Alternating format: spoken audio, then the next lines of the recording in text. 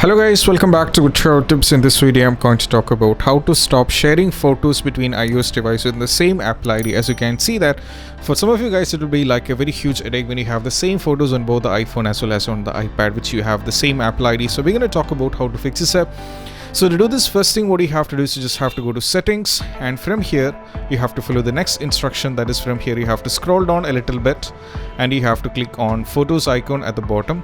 You have to click on this, and from here, as you can see, that there is an option called iCloud Photos, which you have to turn this off. You have to click on this and turn this off and go for remove this one, and most probably remove the phone. So what happens is it will be completely turning off, so that you'll not be having any kind of these kind of issues.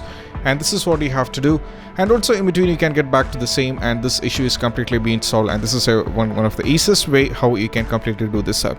So we hope this video is helpful for you guys, and if you have any doubts regarding this, do ask in the comment sections and we will get back to you.